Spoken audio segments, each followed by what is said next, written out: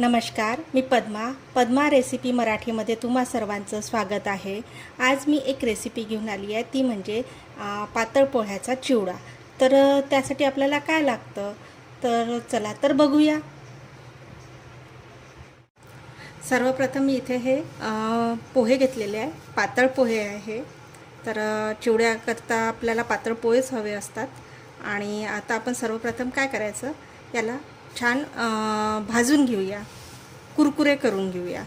तर त्यासाठी आपल्याला एक पातेले घ्यावं लागेल आणि त्यामध्ये याला भाजावं लागेल। तर चला तर मग ते बघूया। इथे मी पातेलं गॅसवरती ठेवलेलं आहे आणि ते गरम सुद्धा झालेलं आहे। त्यामध्ये आपण बिलकुल अगदी थोडं तेल टाकायचं, अगदी थोडं, अगदी छोटा चम्मच टाकायचं आणि त्यामध्ये थोडं मीठ टाकायचं।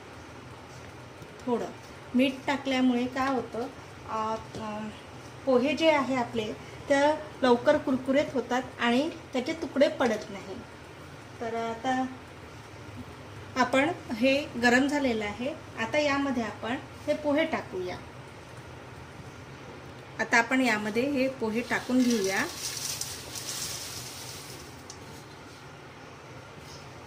आणि त्याला फिरवायचं, खाली करपू नाही द्यायचं आणि अगदी स्लो आचेवरतीच करायचं, नाहीतर फास्टमध्ये केलं तर ते करपून जातील पोहे। तर अगदी स्लो आचेवरती याला फिरवत राहायचं। तरी आपल्याला हे कडक व्हायला 10-15 मिनटं लागतील। ते छान असं भाजून घ्यायचे यांना हलक्या हाताने।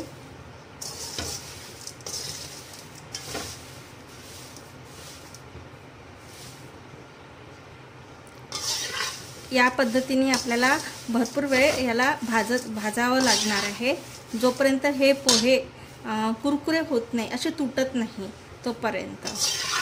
आणि हलक्या हातानेच फिरवायचं असं साईडने, तेव्हा ते तुटत नाही।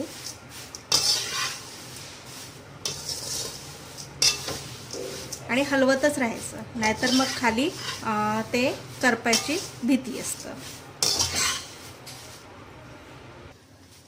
आता आपले हे पोहे भाजून झालेले आहे आणि कुरकुरे पण झाले आहे। बघा, या पद्धतीने आवाज येतोय, त्या पद्धतीने हे कुरकुरे पण झालेले आहे।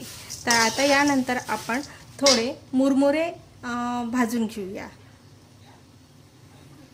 आता आपण या पातेल्यामध्ये 1 चम्मच, छोटा चम्मच तेल टाकूया आणि थोडं मीठ चवीपुरतं टाकायचं, अगदी थोडं।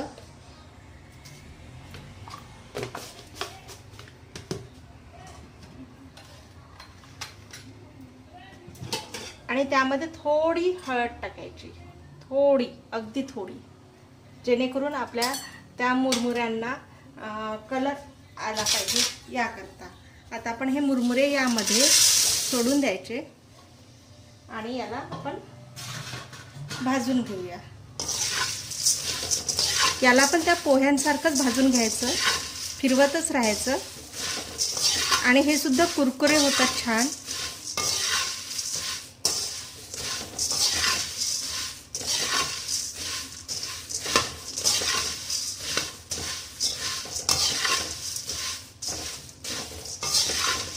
पाच एक 10 मिनटं लागतील याला आणि छान भाजून घ्यायचं।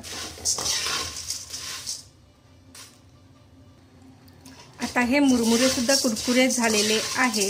आता आपण यांना काढून घेऊया आणि लगेचच आपण चिवड्याला तडका देण्याची प्रोसिजर करूया। आता आपण त्याच पातेल्यामध्ये चिवड्याला फोडणी घालूया। तर आधी फोडणी तयार करूया आपण। आणि त्यासाठी मी इथे तेल घेतलेलं आहे, ते सुद्धा गरम झालेलं आहे। आणि तेल हे म्हणजे त्या चिवड्याला जेवढं लागेल त्यानुसार घ्यायचं आहे। कमी जास्त प्रमाण आपण करू शकतो, कारण की कोणाला तेल जास्त आवडत नाही, अगदी थोड्या तेलामध्ये करायला आवडतं, त्यानुसार आपण ते तेल घ्यायचं। आता सर्वप्रथम आपण इथे मोहरी टाकूया आणि तिला तडतड व्हायला होऊ द्यायची। आता ही मोहरी तडतड व्हायला लागलेली आहे, तर आता आपण काय करायचं, एक कांदा कापलेला होता तो टाकूया. कांदा हा वेळेवरही कापलेला चालतो, अगदी आधी कापून ठेवला तर फारच चांगला. समजा वेळेवर कापलेला असेल तर त्याला खूप छान फ्राय करायचं तेलामध्ये.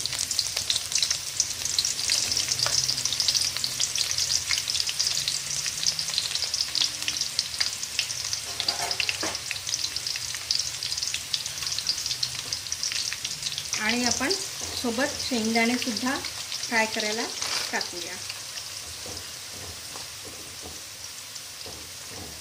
कारण की कांदा, शेंगदाणा आणि हिरवी मिरची, आपण इथे लाल तिखट यूज करणार नाही आहे, हिरवी मिरची यूज करणार आहे. तर हिरवी मिरची हे आपल्याला आवडीनुसार घ्यायचं आहे, कमी जास्त करू शकतो. तर हिरवी मिरची सुद्धा सोबतच टाकूया आणि याला छान परतून घ्यायचं. छान आणि कांद्याला छान सोनेरी कलर येईपर्यंत, छान कडक झाला पाहिजे कांदा, तोपर्यंत आपण हे फिरून घ्यायचं. इवन मिरचे सुद्धा कडक झाले पाहिजे, तोपर्यंत आपण यांना परतून घ्यायचं आहे. मीडियम आचेवरती करायचा किंवा मध्ये मध्ये आपण हाय फ्लेमवर पण करू शकतो. एकदम करपून जायला पण नको, त्यामुळे मीडियम आचेवरती करायचं. सोबतच आपण दालिया टाकूया आणि सर्व एकाच वेळेस फ्राय करायचं, परतून घ्यायचं छान.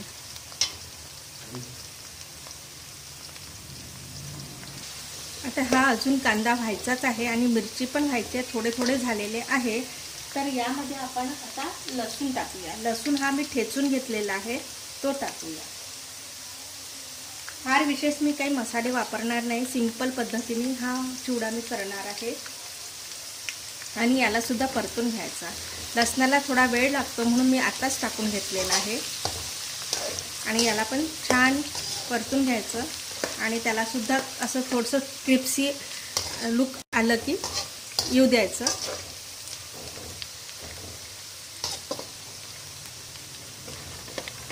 लसूण हा ठेचून घेतला की त्याला टेस्ट खूप छान येते. आणि हे झाल्यानंतर आपण कढीपत्ता टाकूया.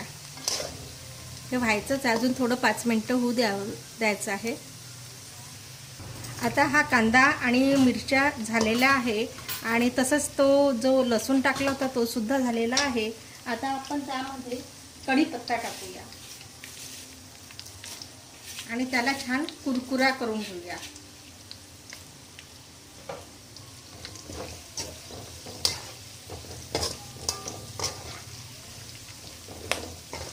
हे छान कुरकुरे झाले पाहिजे, तेव्हा तो चिवडा जो आहे तो कडक होतो, नाहीतर मग नरम पडतो.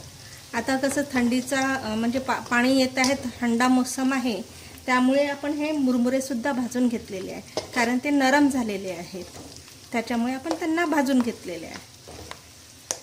आता याला छान होऊ द्यायचं. कढीपत्ता कुरकुरा होईपर्यंत आपण याला परतून घ्यायचं.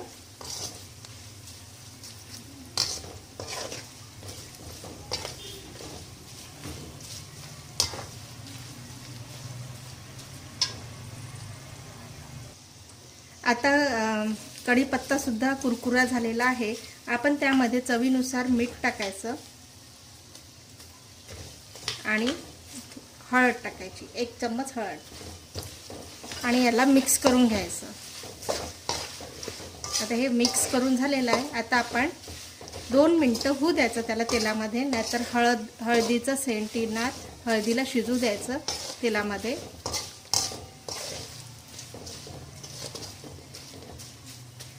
दोन मिनटं होऊ द्यायचं आणि मग गॅस बंद करून घ्यायचा.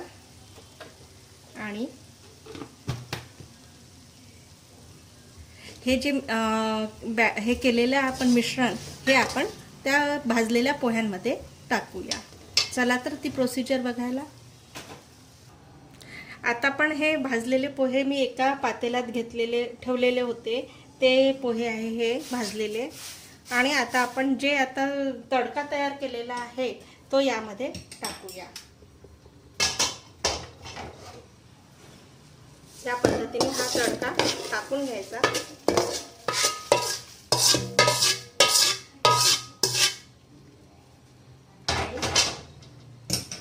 याला मिक्स करायचं।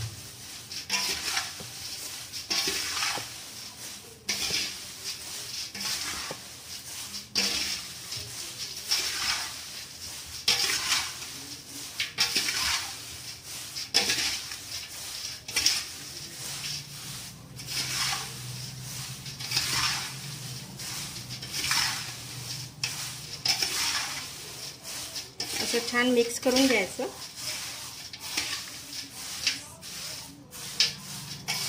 सोबत आपण ते जे मुरमुरे भाजलेले होते ते सुद्धा टाकून घेऊया।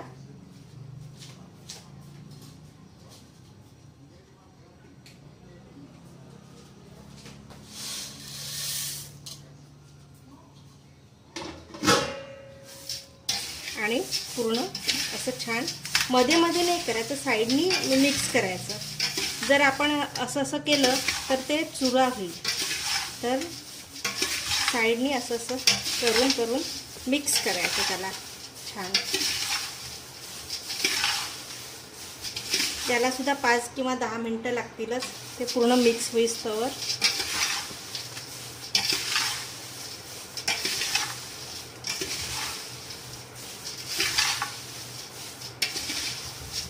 कलर खूप छान आलेला आहे, दिसतो आहे।